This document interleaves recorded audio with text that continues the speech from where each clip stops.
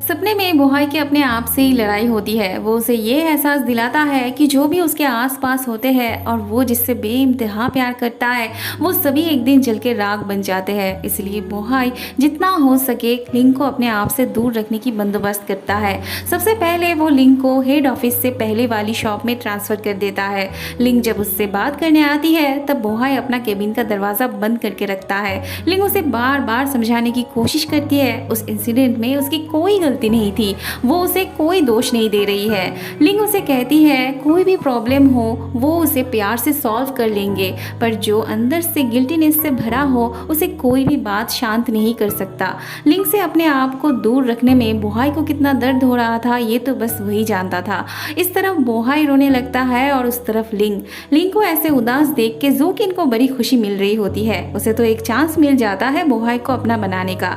उस तरफ बाउनी और मोनान अब एक दूसरे को देख के ऑकवर्ड फील करते हैं। उन दोनों को जब एक साथ काम दिया जाता है तब बाउनी मोनान के बदले किसी और को अपना पार्टनर बनाना चाहती है। तब बाकी सब बोलने लगते हैं वो दोनों तो बहुत अच्छे दोस्त थे, तो फिर अचानक से क्या हो गया। एक तरफ ना तो बोहाई को काम में मन लग रहा होता है और दूसरी तरफ ना ही लिंग को। दोनों ही एक दूसरे की याद में खोए रहते हैं। हमेशा से ही लिंग बोहाई के लिए फ्लोरिस्ट बनना चाहती थी, उसके आस पास रहना चाहती थी। अब जब उससे ही दूर रहना पड़ेगा तो उसे इस जॉब से भी कोई मतलब नहीं था। वो जानबूझ के अपना काम ठीक से नहीं कर रही होती है। कस्टमर्स के हर रोज के कंप्लेन से लिंग को जॉब से निकाल देने की नौबत आती है।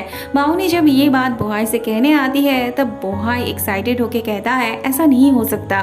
फिर उसे ख्याल आता है कुछ ज्यादा ही रिएक्ट करना हो गया। तब वो बाउनी से लिंग को एक हफ्ते के लिए छुट्टी लेने को कहता है। बाउनी मोनान से ये कहने आती है तो क्या हुआ वो किसी और को पसंद करता है। इतने दिनों बाद उसे अब समझ में आया है कि प्यार क्या होता है और इतने सारे लोगों में से उसे ही वो पसंद करती है, तो वो इतनी जल्दी हार कैसे मान सकती है। उसे अपने ऊपर पूरा भरोसा है कि वो ठीक एक दिन उसका दिल पाके रहेगी और तब तक वो गिव अप नहीं करने वाली। उस तरफ लिंग को साइकोलॉजी की किताब पढ़ के बोहाई के ट्रॉमा को क्योर करने का उपाय मिल जाती है। मतलब लिंग को ऐसा लग रहा होता है ज़ोकिन बोहाई के पास जाने लगती है तो चिन्मो उसे रोकता है। वो उसे बोहाई को अकेले छोड़ देने के लिए कहता है, पर ज़ोकिन को भला कौन समझा सकता था। चिन्मो ज़ोकिन को बोहाई को लेके यू डेस्परेट होते देख वो अपनी दिल की बात ज़ोकिन से कन्फेस करता है, पर ज़ोकिन को चिन्मो का प्यार चाहिए नहीं था। लिंग सुबह सुबह चेयरफुल होके काम पे निकल रही होती है। बाहर मोनान को देख के लिंग उसे कहती है वो बोहाई पे गिव अप नहीं करेगी, वो इंतजार करेगी उसके प्यार के लिए। मोनान ने जैसा सोच रखा था उसका कुछ भी नहीं हो रहा था। लिंग तो बोहाई में ही अटकी होती है। मोनान बहुत अपसेट होने लगता है लिंग के फैसले से। लिंग जब हंसी खुशी मिजाज लेके शॉप में आती है तब बाकी एम्प्लॉय उसके मूड को देख के हैरान होने लगते हैं। थोड़ी देर बाद चिन्मो आता है ज़ोकिन के लिए एक बुके लेने। चिन्मो लिंग से कहता है वो दोनों ही प्यार में रिजेक्ट हुए हैं, तो उसे पता होगा किस तरह का बुके अभी ज़ोकिन को देना चाहिए। वो भी ज़ोकिन पे गिव अप नहीं करने वाला था।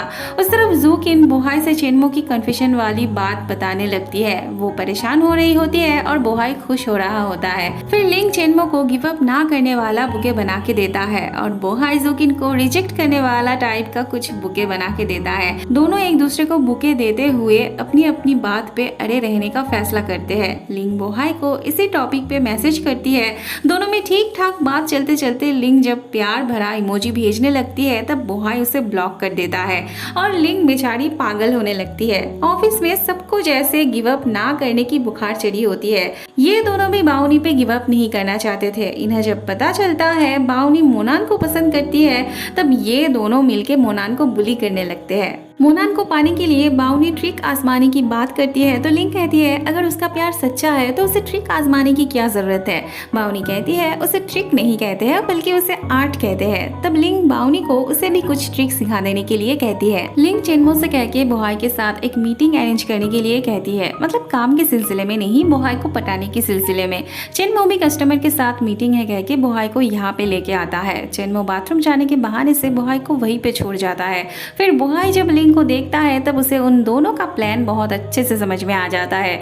वो तभी बोहाई से जाने लगता है। लिंग उसे रोकने की कोशिश करती है पर बोहाई नहीं रुकता। फिर ये आदमी लिंग को परेशान करने लगता है तो लिंग पहले तो उसे धीरे से मना करती है ऐसा करने से और फिर बाद में वो जोर जोर से उसे मना करने लगती है। तो वो आदमी परेशान होकर लिंग से छुटकारा पाना चाहता है और ऐसे में लिंग गिर जाती है और उस आदमी के हाथों से वाइन का ग्लास नीचे गिर के लिंग के ड्रेस पे वाइन छिड़क जाती है। लिंग जल्दी से बेहोश होने का एक्टिंग करने लगती है और बोहाई आके सोचने लगता है लिंग के ड्रेस पे खून लगा हुआ है। वो परेशान होने लगता है और लिंग को जल्दी से अपने बाहों में उठा के बाहर ले जाने लगता है। लिंग अपनी हंसी रोक नहीं पाती है और बोहाई को जब पता चलता है लिंग अब तक नाटक कर रही थी तब वो उसे नीचे उतार देता है। वो लिंग पे गुस्सा होने लगता है तो लिंग उसे कहने लगती है उसे उसके लिए इतना ही फिक्र है तो वो क्यों ऐसा प्रिटेंड करता है कि उसे उसकी कोई परवाह नहीं है। बोहाई के पास कोई जवाब नहीं होता है तो इसीलिए वो वहाँ से जाने लगता है। बाओ ने अपने एक दोस्त से मोनान के बारे में इंफॉर्मेशन निकालने के लिए कहा था। वो इन रिपोर्ट्स को देख के विश्वास नहीं कर पा रही होती है। वैसे पूरा इंफॉर्मेशन तो उसे नहीं मिलता है पर जितना मिलता है उतने में ही वो हैरान हो जाती है। लिफ्ट के अंदर चिन्मो जूकिन का हाथ पकड़ने की कोशिश करता है, फिर उसे लग रहा होता है उसने जूकिन का हाथ पकड़ा है। जूकिन को उस पे गुस्सा ना होते देख वो बहुत खुश हो रहा होता है।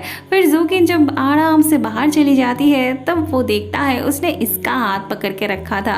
उस तरफ बाओनी को मोनान को लेके क्यूरियोसिटी और भी ज्यादा बढ़ जाती है। वो अपने दोस्त से मोनान के बारे में थोड़ा और इन्फॉर्मेशन कलेक्ट करने के लिए कहती है। मोनान जिसके लिए काम कर रहा होता है वो शहर में आया होता है। मोनान यहाँ उसी से मिलने आया होता है। मोनान उसके मिशन से क्विट कर लेना चाहता है तो वो भी मोनान के फैसले को रिस्पेक्ट देता है, पर उसके एक्सप्रेशन से ऐसा लग नहीं रहा होता है कि वो मोनान को इतनी आसानी से छुटकारा देता। बाद में मोनान अपनी पुरानी यादों को देखते हुए उसे अपनी बचपन का एक खूबसूरत पल याद आने लगती है। मोनान को लगता है कि उसके पापा के मरने के पीछे किसी का हाथ है और अगर उसे एक बार पता चल जाए कि वो कौन है तो वो उसे नहीं छोड़ेगा।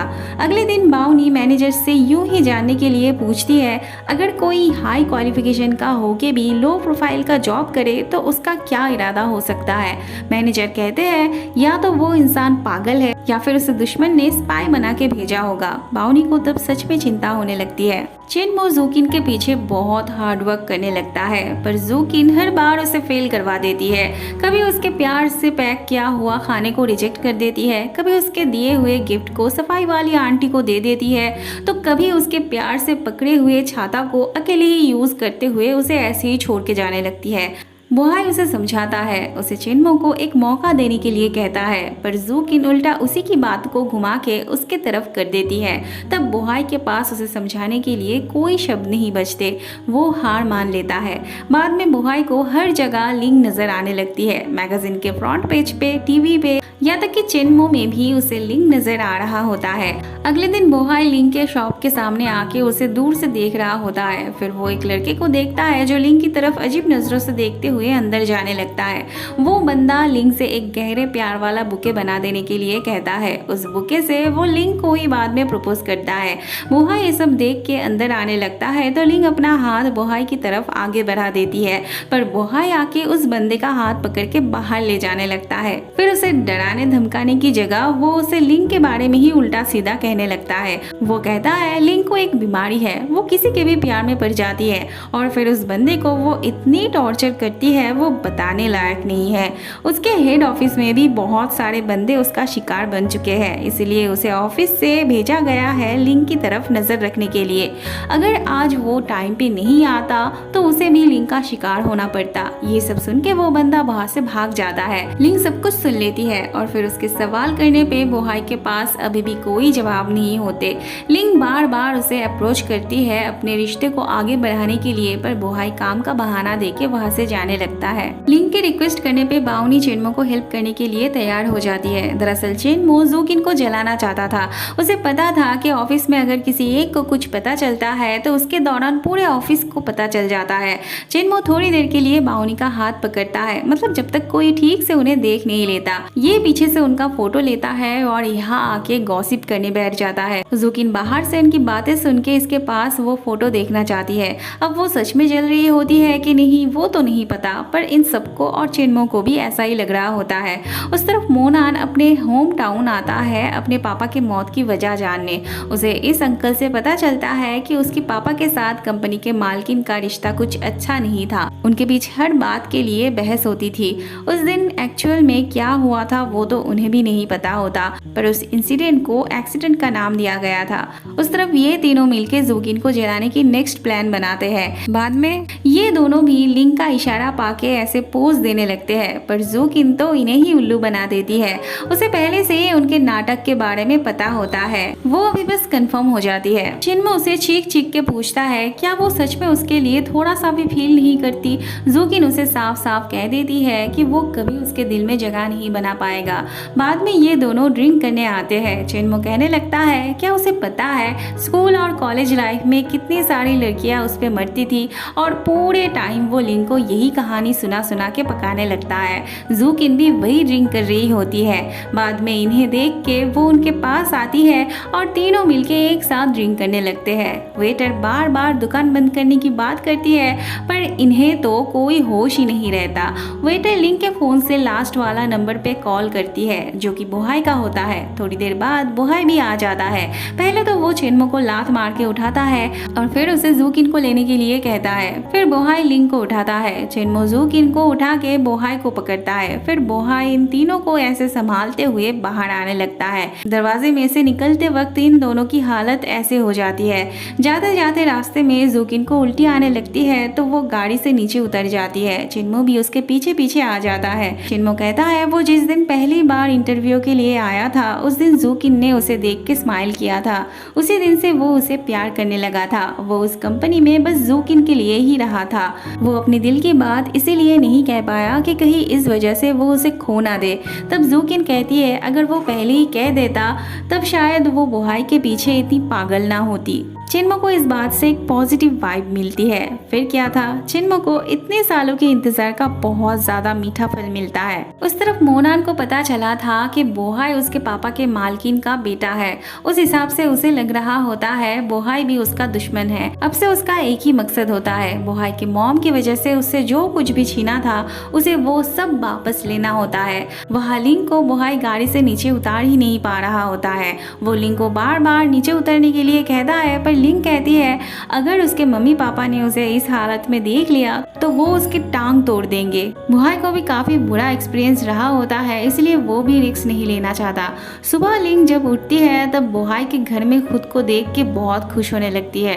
उसे लग रहा होता है बोहाई और उसके बीच रात में कुछ हुआ था, पर बोहाई एडमिट नहीं करना चाहता है। पर बोहाई उसे याद दिलाता है कि उसने जो भी किया था उसके तकिए के साथ किया था। तब लिंग एम्बेरेस्ड होके जाने लगती है, तो बोहाई उसे जाने से पहले पिलो का कवर ड्राई वॉश कर जाने के लिए कहता है। लिंग के वहां से जाने के बाद बोहाई हंसने लगता है। उस तरफ जूकिन चोरों की तरह चिन्मो से मिलती है। चिन्मो के पूछने पे वो कहती है उन्हें कुछ दिनों तक छुप छुप के रोमांस करना होगा। वो अभी सबको बताना नहीं चाहती, पर ये सब तो ऑलरेडी इनके बातें सुन रहे होते हैं और इतनी ही जोर लगा के सुन रहे होते हैं कि सबके सामने सब कुछ क्लियर हो जाता है। बेचारी जूकिन। फिर ये दोनों मिलके सबको ट्रीट देते हैं। बाद में जूकिन बोहाई को एडवाइस करती है कि उसे भी अपने प्यार को एक्सेप्ट कर लेना चाहिए, बेकार में टाइम बर्बाद नहीं करना चाहिए। पर बोहाई की सिचुएशन कुछ अलग होती है। चिन्मो अपनी खुशी की खबर लिंग को सुनाने आता है और उसे बोहाई को पाने के लिए इनकरेज करता है।